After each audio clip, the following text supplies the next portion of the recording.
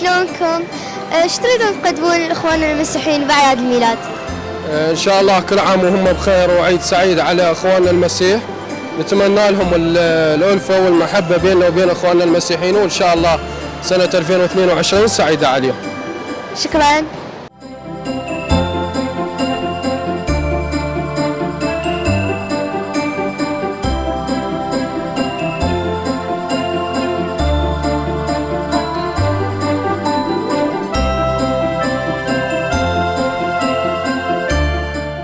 مساء الخير، ايش تريد تقدم لاخواننا المسيحيين باعياد الميلاد؟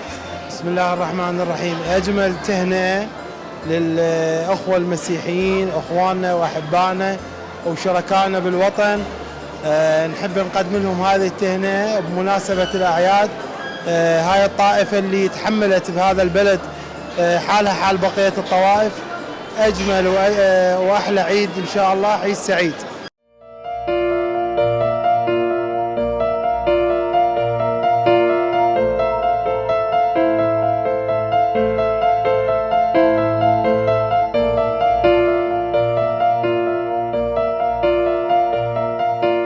ايش تريد تقدم لاخواننا المسيحيين باعياد الميلاد؟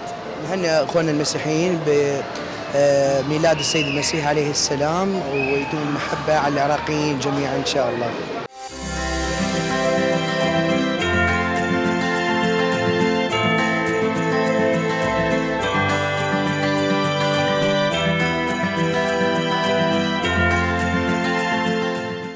ايش تريد تقدم لاخواننا المسيحيين باعياد الميلاد؟ نقدم التهنئة للشعب العراقي عموما واخوتنا المسيحيين خصوصا بمناسبة عيد الميلاد المجيد. نتمنى ان الله سبحانه وتعالى يمن بالخير والصحة والسلامة والامان على الشعب العراقي جميعا، ونتمنى انه يبقون اخوتنا المسيح بهذا البلد كشركاء بهذا الوطن وجزء مكون اساسي من وطننا العزيز العراق.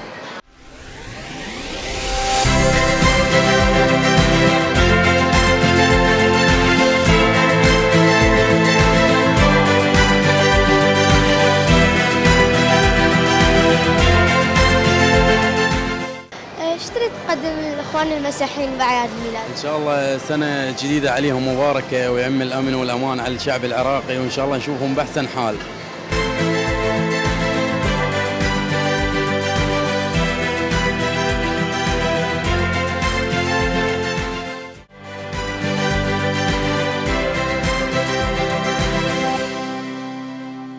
أيضا خبريخة ريشيتا برختي اللوخن.